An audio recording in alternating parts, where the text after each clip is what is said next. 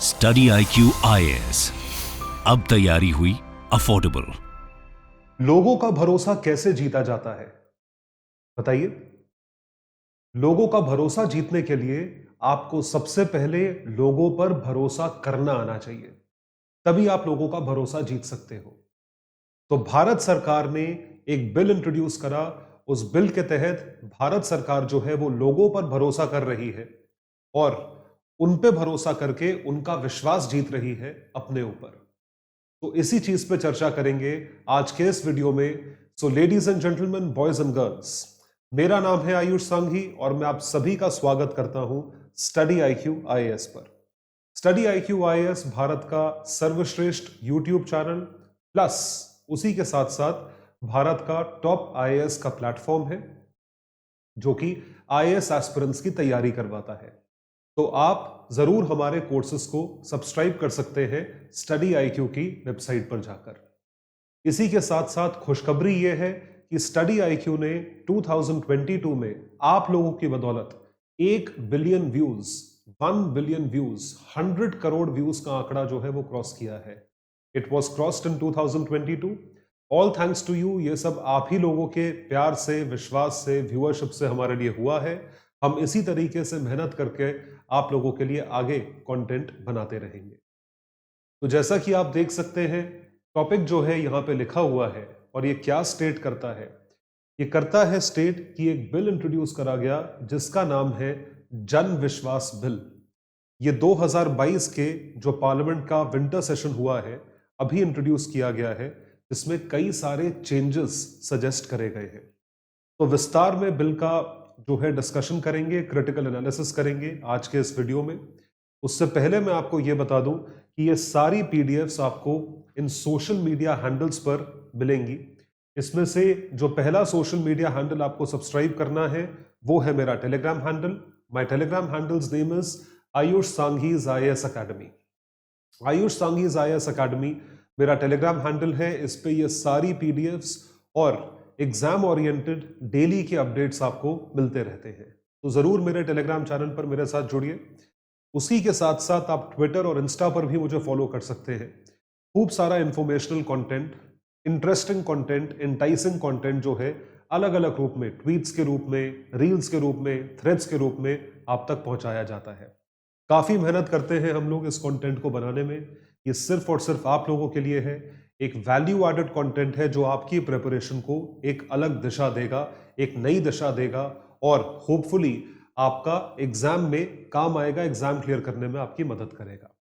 तो study IQ जो है ईयर एंड सेल ले आया है और ये सेल जो है नॉर्मल प्राइसेस से और ज्यादा इफेक्टिव और ज्यादा एक्साइटिंग है। तो क्रिसमस न्यू ईयर सेल पे ये सारे के सारे कोर्सेज हमारे जो है एक्स्ट्रा डिस्काउंट पर अवेलेबल है अगर आप मेरा कोड यूज करें तो। My code is Sanghi live. Sanghi live code use करोगे तो आपको टोटल कंप्लीट फाउंडेशन बैच इस वक्त, सिर्फ और सिर्फ इस वक्त 17,500 रुपए का मिलेगा, जो वैसे 19,000 रुपए का बैच था। तो आफ्टर डिस्काउंट 19,000 का था, उस पर स्पेशल डिस्काउंट 1,500 का और प्रोवाइड किया गया है, जिसके बाद ये बैच 17,500 का हो जाता है। तो अगर आप 2024 के एस्पिरेंट हैं तो 2024 का पहला बैच जो है वो लाइव है, शुरू होने वाला है 2 जनवरी शाम 6 बजे से। इसको सब्सक्राइब करें, मेरे कोड के साथ सब्सक्राइब करें, एक्स्ट्रा डिस्काउंट पाएं। उसी के साथ साथ अगर आप 2023 के एस्पिरेंट हैं तो आपके लिए crash course success in prelims crash course जो है वो बैच लाइव है, जहां पर आपको पूरा का पूरा सिलेबस प्रीलिम्स का फास्ट तरीके से कॉन्सेप्चुअली पूरा का पूरा कवर करवाया जाएगा भारत की टॉप फैकल्टीज द्वारा। वो बैच 5 जनवरी से शुरू हो रहा है, 5 जनवरी। Do subscribe to that batch if you are a 2023 aspirant. उसके सिवा हमारे ऑप्शनल बैचेस हैं और ऑप्शनल के साथ साथ हमारे NCERT बैचेस हैं। सारे बैचेस इस वक्त हेवी डिस्काउंट्स पर अवेलेबल हैं। अगर आप कोड यूज करते हो, कोड एक ही है, याद कर लीजिए, सांघी लाइव। तो आप लोग या आपके पूरे परिवार में कोई, आपके भाई, आपके दोस्त, आपके कोई भी तैयारी कर रहा हो IAS की, आप जरूर हमारे कोर्सेज उनको सजेस्ट करें और उनसे बोलें कि हमारे कोर्सेज को सब्सक्राइब करें। तो आइए डिस्कस करते हैं। लेट्स डिस्कस अबाउट द जन विश्वास बिल। तो जन विश्वास बिल को विंटर सेशन में इंट्रोड्यूस करा गया पार्लियामेंट में, इसी सत्र में हुआ था। तो ये जो बिल है ये एक अमेंडमेंट बिल है। I repeat, this is an amendment bill जिसको इंट्रोड्यूस करा गया, जिसके तहत कई सारे अमेंडमेंट्स को यहां पे लाया गया या कई सारे अमेंडमेंट्स को प्रपोज किया गया। तो ये प्रस्तुत किया गया था कैबिनेट मंत्री पीयूष गोयल साहब द्वारा, और the government said that the bill promotes these things. इनको हम इन डिटेल डिस्कस करने वाले हैं। We are about to discuss these things in detail. तो क्या चीज कही जा रही है, what is being stated about this bill, इस बिल के बारे में हम क्या स्टेट करेंगे, क्या जानेंगे। ये जो बिल है जन विश्वास बिल, इस बिल में स्पेसिफिकली सिर्फ और सिर्फ अमेंडमेंट्स दी हुई हैं, अमेंडमेंट्स दी हुई हैं कुछ और बिल्स की जो कि पुराने बिल्स हैं।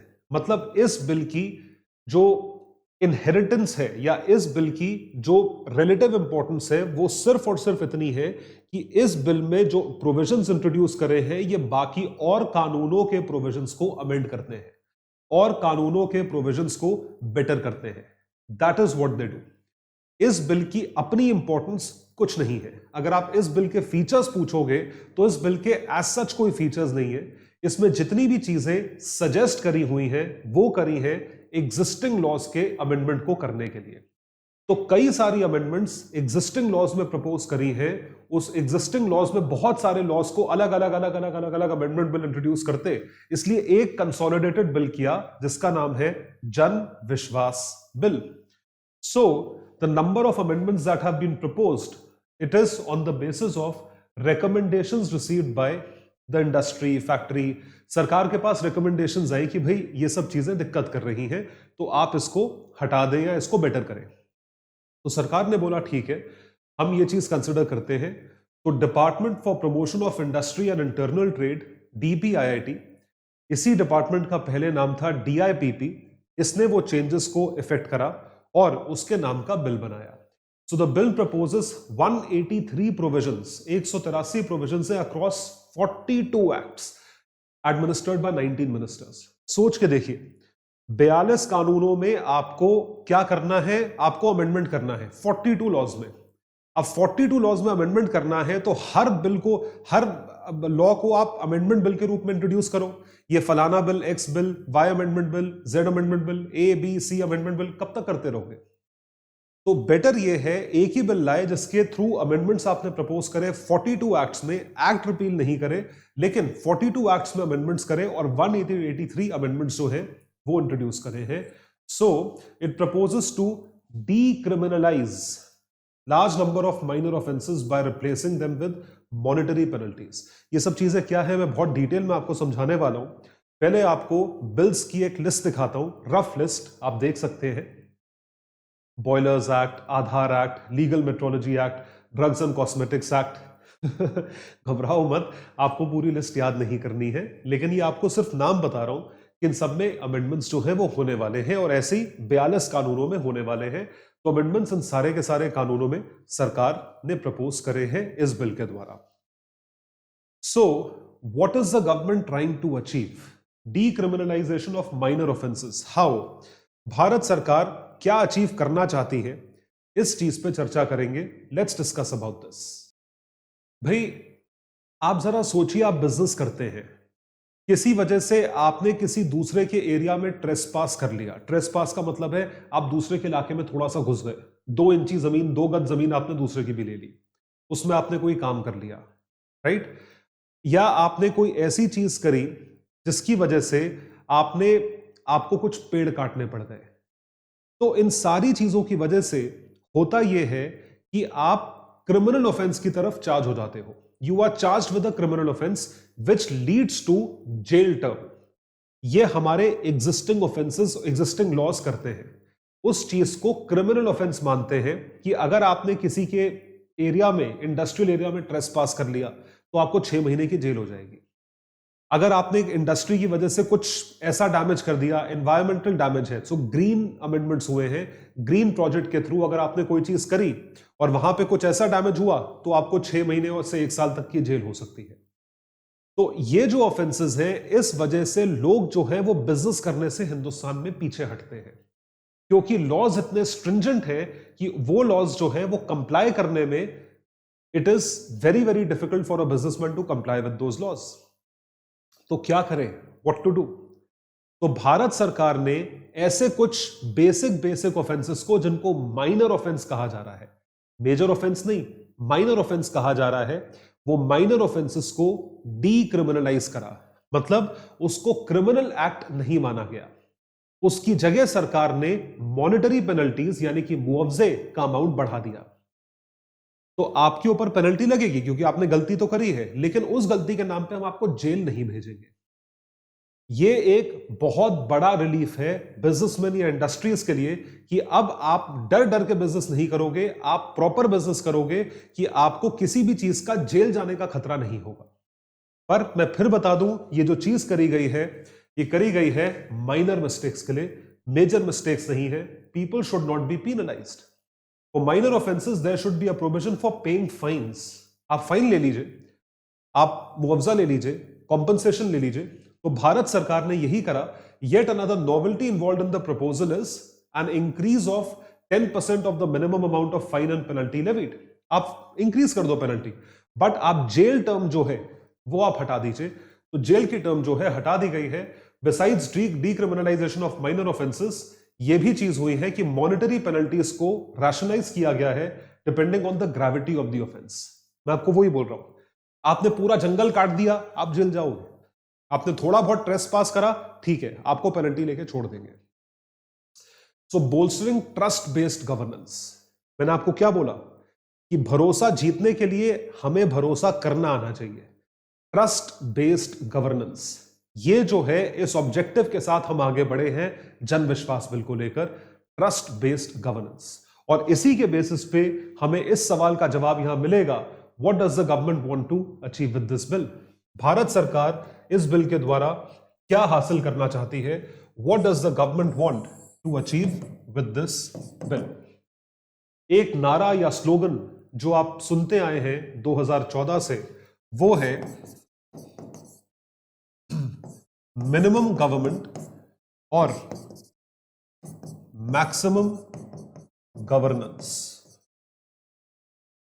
मिनिमम गवर्नमेंट और मैक्सिमम गवर्नेंस, इसका क्या मतलब होता है? What does it mean? तो when we talk about minimum government and maximum governance, जब हम लोग इस बारे में बात करते हैं, इसका मतलब गवर्नमेंट की इंटरफेरेंस सबसे कम होनी चाहिए और गवर्नेंस, एडमिनिस्ट्रेशन, जिससे कि आप फैसिलिटेट करो किसी भी चीज को। अगर मैं आज की डेट में यहां पे शांतिपूर्वक तरीके से वीडियो रिकॉर्ड करके आप तक पहुंचा पा रहा हूं, तो that is a part of proper governance being done by the government, being done by the central government, state government and local government. अगर बहुत गंदगी है तो that is governance gone wrong, अगर बहुत सफाई है governance gone right। तो होता ये है, पहले क्या होता था कि गवर्नमेंट इतनी ज्यादा होती थी कि सब लोग मिलके जो है, too many cooks, बहुत सारे खानसामे होंगे तो खाना बेकारी बनेगा, दाल बेकारी बनेगी। एक आदमी से बनवाओ, अच्छा तो बनाओ। सो एक आदमी बनाएगा, वो सोच समझ के मैक्सिमम गवर्नेंस करेगा, which is why have a limited set of people who would be able to govern better. तो मिनिमम गवर्नमेंट और मैक्सिमम गवर्नेंस का नारा कैसे होगा? जब आप इतने सारे कानूनों को इकट्ठे नहीं लगाओगे, जब आप हर चीज को क्रिमिनल ऑफेंस नहीं मानोगे। तो इस चीज को डीक्रिमिनलाइज करके क्या चीज हुई है? मिनिमम गवर्नमेंट और मैक्सिमम गवर्नेंस, और उसी के साथ साथ ट्रस्ट बेस्ड गवर्नेंस, की लोगों पर भरोसा करना सीखा है। और दूसरी चीज जो भारत सरकार अचीव करना चाहती है इस बिल के थ्रू, वो क्या है? What is that?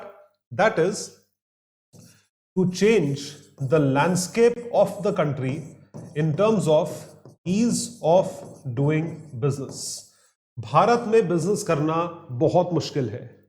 भारत में बिजनेस करना इसलिए मुश्किल है क्योंकि भारत में कंप्लायंसेस बहुत है, भारत में सरदर्दी बहुत है, रेड टेपिज्म बहुत है, फाइल्स मूव नहीं करती हैं, एनओसीज नहीं मिलती हैं, परमिशंस नहीं मिलती हैं, कहां जाके किस किस सरकार से परमिशन ले, दिक्कत बहुत ज्यादा है। इस वजह से doing business in India was always considered to be difficult, but with certain schemes and amendments, जिसकी वजह से आपने कंप्लायंसेस को थोड़ा आसान करा या इजी करा, तो ईज ऑफ डूइंग बिजनेस या बिजनेस करना जो है वो आसान होता गया।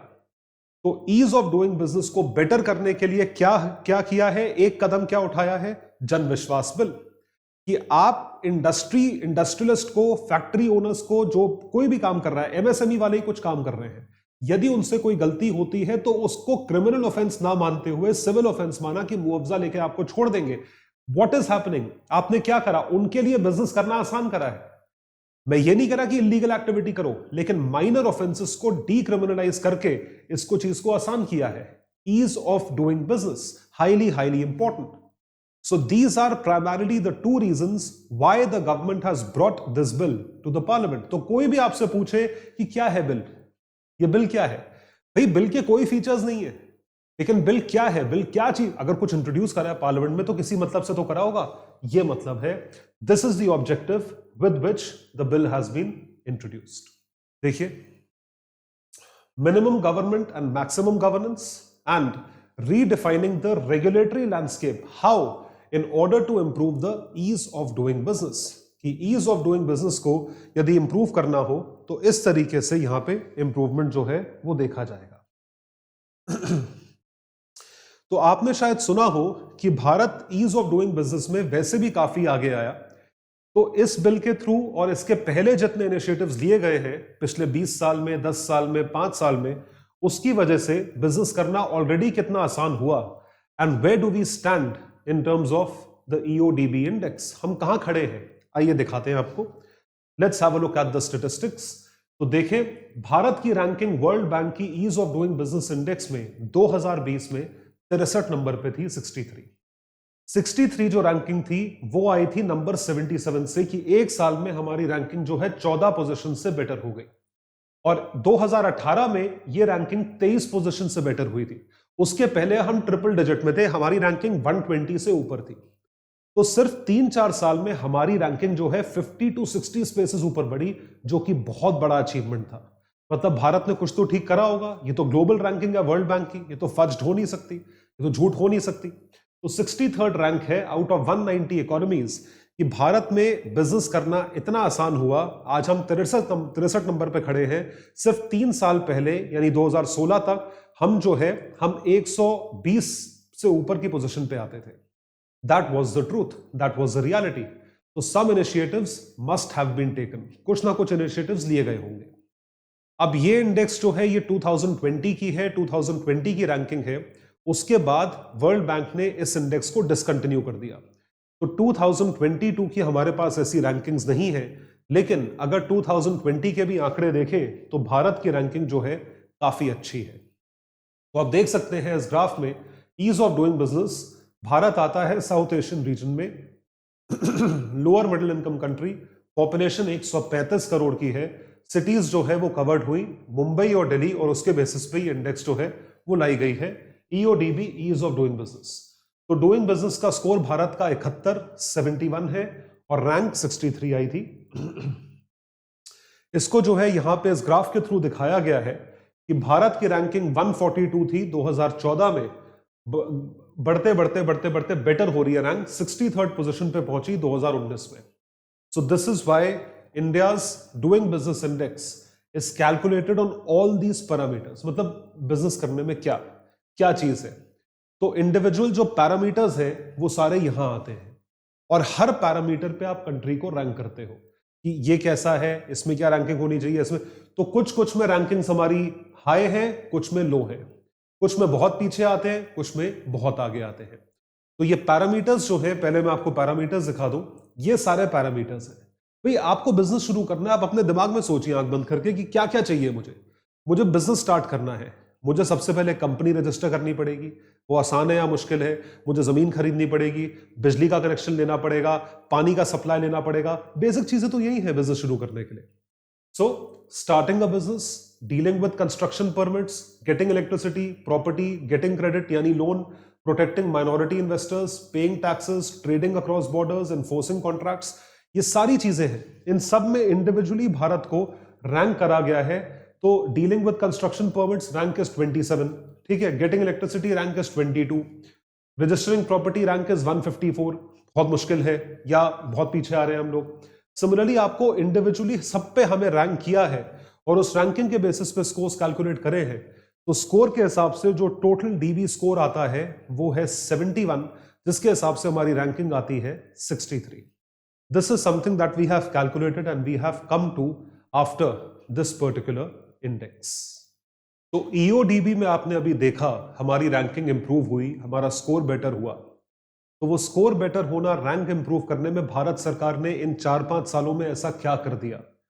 What was done that was earlier not done? ऐसा क्या कर दिया, ये चीज आपको बताते हैं as to what government of India has done with improving these rankings. In rankings को improve करके हमने क्या अचीव करा, आइए देखते हैं.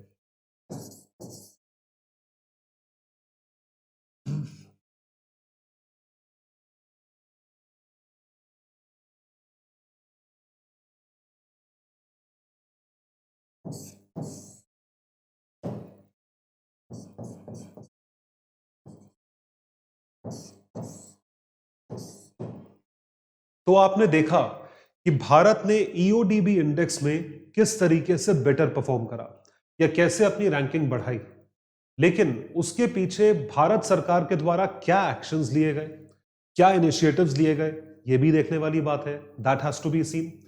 तो वो आपको बताते हैं a series of measures that were taken by the government of India in order to better our business rankings. Certain things were done.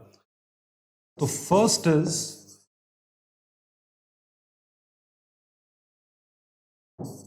Redundancy. पहली चीज है रिडंडेंसी. दूसरी चीज है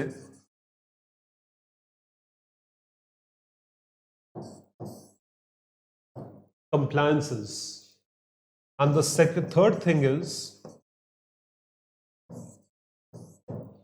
norms.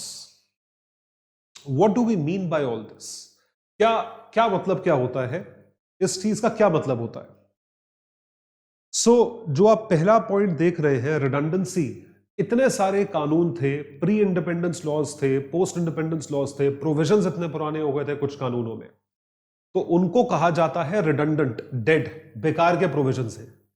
बेकार के प्रोविजंस जो है वो तंग करते हैं, वो परेशान करते हैं, तो वो बेसिकली सिस्टम को स्लो करते हैं और बिजनेसमैन को इरिटेट करते हैं. आजकल की फास्ट मूविंग दुनिया में कंपेटिटिव कट थ्रोट कंपटीशन है और हम जो है अभी भी उन कानूनों पे चल रहे हैं, बाबा आजम के जमाने के कानून जो है. तो उन कानूनों को रिपील करा गया या उसमें से कई सारे कानूनों को अमेंड किया गया, जैसे कि लेबर लॉज, जैसे कि लैंड लॉज, जैसे कि इलेक्ट्रिसिटी में इतनी तब्दीलियां आई हैं, ये सब चीजें हुई हैं. टैक्स रेट्स जो है भारत सरकार ने कम करे हैं, एसईजीज बनाए हैं, स्पेशल इकोनॉमिक जोन्स. तो ये सारी की सारी चीजें जो हैं ये रिडंडेंट चीजों को हटाती है. तो ये एक बहुत बड़ा अचीवमेंट है, क्योंकि कोई नया बिजनेसमैन आएगा या बाहर से आओ या हिंदुस्तान में भी आप सोचो बिजनेस करने के लिए, आप सोचो कि यार इतनी सारी चीजें मुझे फॉलो करनी पड़ी है, इनका कोई यूज नहीं है 21st सेंचुरी में, 100 साल पुराने कानूनों में, क्यों मैं नहीं कर सकता. तो बहुत सारे लॉज रिपील कर दिए गए, रिडंडेंसी को रिड्यूस करा गया. इसी के साथ साथ जो दूसरा इंपॉर्टेंट वर्ड है दैट इज कंप्लायंसेस. कंप्लायंसेस को कम किया गया, तकरीबन 40,000 कंप्लायंसेस को रिड्यूस करा गया या आसान बनाया गया. क्यों इतनी कंप्लायंस करनी है, क्यों इतने कागज, ये ट्रिप्लिकेट में कागज, ये यहां दो वो वहां दो, वो वहां दो, ऐसा करो वैसा करो ऐसा. तो ये इरिटेट करता है एक इंसान को. भाई आप कंप्लायंसेस देखिए, आज की रेट में टैक्सेशन लॉज में जीएसटी के कंप्लायंसेस देखिए, कितनी रिटर्न एक एक महीने में जाती है, पहले कितनी जाती थी. जीएसटी का पर्पस ये था कंप्लायंसेस कम होनी चाहिए. पहले आप वैट की अलग, एक्साइज की अलग, स्टेट एक्साइज की अलग, सेल्स टैक्स की अलग. आज की रेट में सिर्फ एक चीज है जीएसटी. तो कंप्लायंसेस कम हुए ना, मतलब कम चीजें कंप्लाई करनी पड़ रही है ना, कम चीजें माननी पड़ रही है, वो अच्छी बात है. ये चीज आपके बिजनेस को बढ़ाएगा. और नॉर्म्स, क्राइम्स को या क्रिमिनलाइजेशन को डीक्रिमिनलाइज करो, जो छोटे मोटे क्राइम्स हैं, वो चीज हमें बहुत आगे तक लेकर जा सकती है. प्लस अगर आप किसी के ऊपर क्राइम का केस चलाते भी हो तो वो कोर्ट्स जो है वो आप कोर्ट सेपरेट बनाए, ट्राइब्यूनल सेपरेट बनाए, जिसकी वजह से चीजें आसान हो और कोर्ट का प्रोसेस फास्टर हो. वरना कोर्ट में जाओ, बिजनेस चल रहा है, किसी ने केस डाल दिया, ऑपरेशंस कोर्ट ने बोला बंद कर दो, क्योंकि कोर्ट केस चल रहा है। तो कोर्ट केस चल रहा है, कोर्ट केस का हल जानते हैं आप हिंदुस्तान में क्या है? चलता रहेगा court case. Are you getting the point? Why? So इन चीजों को हटाओ ना, इन चीजों को ठीक करो ना। वो ठीक करा गया जिसकी वजह से doing business became easy in India. So let's have a look, I will give you certain examples कि भारत सरकार ने किया क्या है इन तीनों चीजों के द्वारा क्या एक्शंस लिए गए हैं। 1500 पुराने कानून have been repealed, 39,000 compliances have been simplified, 3,500 norms were introduced to decriminalize offenses। और इसको अचीव करने के लिए ये सारे कानून वगैरह तो हटाए, दैट वाज गुड, लेकिन उसके सिवा इनिशिएटिव्स लॉन्च करें। इनिशिएटिव्स क्या है? Spice and agile pro form by ministry of corporate affairs, E court services portal, बहुत अच्छा पोर्टल है। ई कोर्ट बनाओ, फटाफट डिसीजन लो। अब केस ही चलता रहेगा सालों भर तो क्या कंस्ट्रक्शन रुकी रहेगी? कोई इसी डर में खत्म हो जाएगा कि मैंने बैंक से इतना लोन ले रखा है बिजनेस करने के लिए और कोर्ट में केस चल रहा है, मजाक हो रहा है। So introduction of IBC, insolvency and bankruptcy code. तो देखिए स्पाइस का फुल फॉर्म क्या है? Simplified pro forma for incorporating company electronically plus. Spice plus is an integrated web form, एक इंटीग्रेटेड तरीके से वेब फॉर्म है। इसमें ये सारी की सारी जितने मंत्रालय आ रहे हैं, इन्होंने हर एक चीज को पहली बात तो वर्चुअल करा, इलेक्ट्रॉनिक प्लस, और उसको सिंप्लीफाई करा। It was simplified. तो ये कंबाइन करता है सारे फॉर्म्स को, अलग अलग, जो मैंने आपको जीएसटी के केस में बताया, यहां पे जाके अलग अलग फॉर्म्स भरो, पैन का अलग, टैन का अलग, टीडीएस का अलग, यहां पे सब कुछ जो है कंबाइन कर दिया। Tan, Dan, director identification number, डिन, जीएसटीएन, तो it combined various forms, various services, एक ही चीज, एक पोर्टल है, सारी चीजें वहीं मिलेगी। तो बहुत अच्छा है, आपकी मेहनत बच रही है ना। तो इसको बोलते हैं कि आपने चीजों को सिंप्लीफाई करा, कंप्लायंसेस को इजी करा। और देखो ई कोर्ट्स, देखिए ई कोर्ट्स का एग्जांपल, तो एक ऐप है ई कोर्ट सर्विसेज का पोर्टल, ऐसा दिखता है, और ये उनकी ऐप है। So app and portal offer 7 case related services for litigants and lawyers. तो लिटिगेंट्स के लिए, लॉयर्स के लिए 7 केस रिलेटेड है to access laws, regulations and case laws. कि आपको अगर एक्सेस करना है, ठीक है, आप कर पाओ। भाई मुझे लीगल नॉलेज नहीं है, मैं बिजनेस करने बैठा हूं, तो मुझे कहां से आसानी से चीज मिल सकती है? ऐप से मिल सकती है। मुझे कैसे पता कि मैं जो करने जा रहा हूं वो इलीगल है या नहीं है? ये भी तो नॉलेज होनी चाहिए। तो ये कहां से मिलेगा? ऐप से मिलेगा। So to receive notifications, to track status of a case, अगर केस चल रहा है, to view and manage case documents, to file briefs, सारी चीजें, all things are being done in a very very efficient, effective fashion. और देखिए और क्या किया है। सो you can have a look at this particular thing. What is this?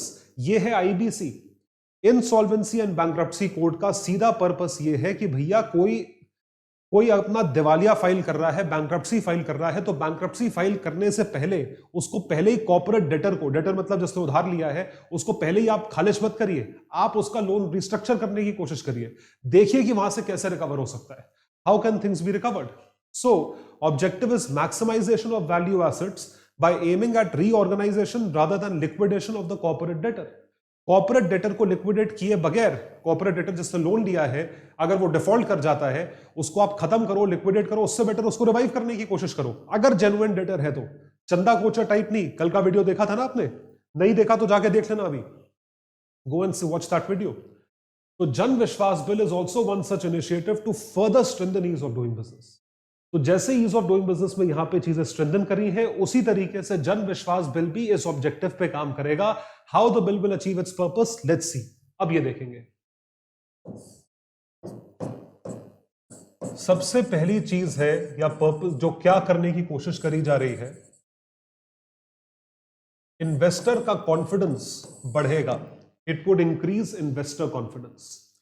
Investor का confidence ऐसे बढ़ेगा कि आपको अननेसेसरी कानूनों तक नहीं जाना है, बहुत सारी कंप्लायंसेस नहीं करनी है, उसके लिए पूरी लीगल टीम चाहिए होती है, बहुत मैन पावर लगती है उसके लिए। और उसके सिवा आपको जो भी चीजें चाहिए वो आपको रेडिली ऐप पे फ्री में अवेलेबल है। ये तो आप लॉयर अपॉइंट करो या पूरी टीम, बड़ा बिजनेस कर रहे हो तो पूरी टीम अपॉइंट करो, फिर वो आपको बताए। सो ये सब करने की जरूरत नहीं है। ये चीज इन्वेस्टर कॉन्फिडेंस बढ़ाता है। उसके बाद डीक्रिमिनलाइजेशन से क्या हुआ?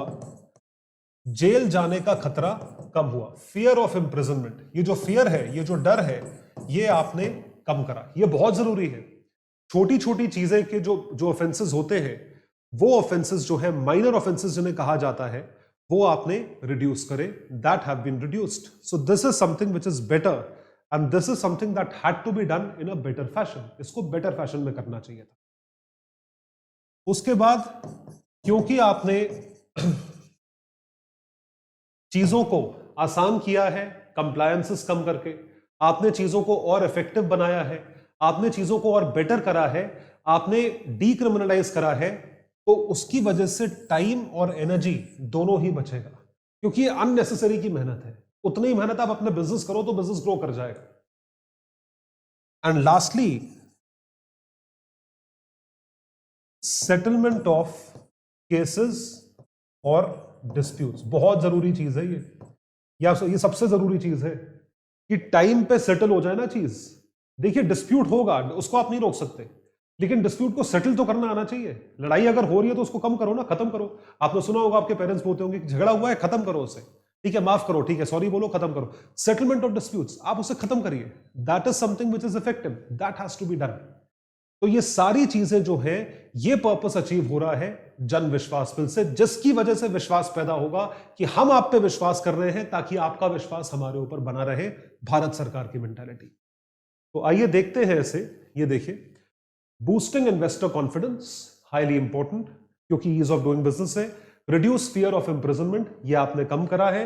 केसेस को आपने ढंग से सेटल करा. Compounding method, adjudication, administrative mechanism, and it would save time and energy. Time और एनर्जी जो है वो बचाया जाएगा. तो ये सारी चीजें हुई हैं in order to make it effective. तो अभी जो बिल का स्टेटस है वो ये है कि बिल जो है इंट्रोड्यूस हुआ है पार्लियामेंट में. जब भी बिल कोई पार्लियामेंट में इंट्रोड्यूस होता है तो वो कमिटीज के पास जाता है स्क्रूटनाइज होने के लिए. तो उसी तरीके से ये बिल जो है, ये जॉइंट पार्लियामेंट्री कमिटी के सामने गया है स्क्रूटनाइज होने के लिए. तो 31 मेंबर कमिटी जो है वो स्क्रूटनाइज करेगी और वो अपने रिकमेंडेशंस को अगले सत्र में, 2023 का पहला सत्र होगा, बजट सेशन जिसे कहा जाता है, उसमें प्रस्तुत करेगी. उसके बाद जो है ये बिल पास किया जाएगा. तो ये था हमारा डिस्कशन जन Vishwas bill pay. I hope आप हम पे ही इसी तरीके से विश्वास करोगे और पढ़ाई करोगे, मेहनत करोगे. तो मैंने एक एक्स्ट्रा इनिशिएटिव आप लोगों के लिए लिया है और वो है समराइज करने का. एक स्लाइड में पूरे वीडियो की समरी है, तो आप इसको पढ़ सकते हैं. ये जो समरी है और पीपीटी है, ये अवेलेबल होगी मेरे टेलीग्राम हैंडल पे, सिर्फ और सिर्फ मेरे टेलीग्राम हैंडल पे. 2023 के एस्पिरेंट्स सुन लो, लास्ट लैप है. इस वक्त आपको सिर्फ और सिर्फ एक ही ऑब्जेक्टिव होना चाहिए दिमाग में कि आपको प्रीलिम्स निकालना है. खरगोश वाली अप्रोच का टाइम चला गया.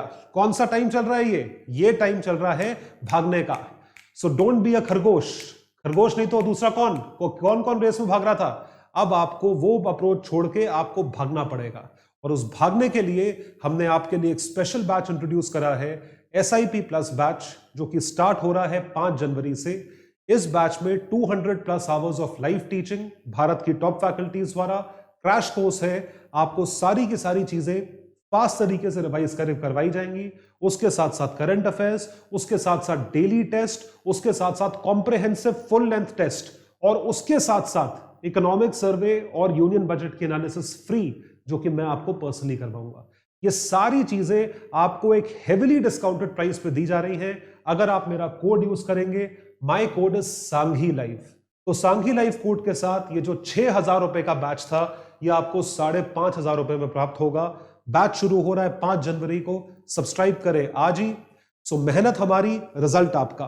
आज सब्सक्राइब करो, सब्सक्राइब बटन पे क्लिक करो, और पीडीएफ्स को डाउनलोड करने के लिए मेरे टेलीग्राम हैंडल पे जुड़ो मुझसे, आयुष सांघीज IAS अकेडमी, और बाकी सोशल मीडिया पर भी मुझे फॉलो कर सकते हैं. तो मिलते हैं अगले वीडियो में. Thank you so much. A very happy new year to all of you. Keep working hard. Study IQ IAS, अब तैयारी हुई अफोर्डेबल.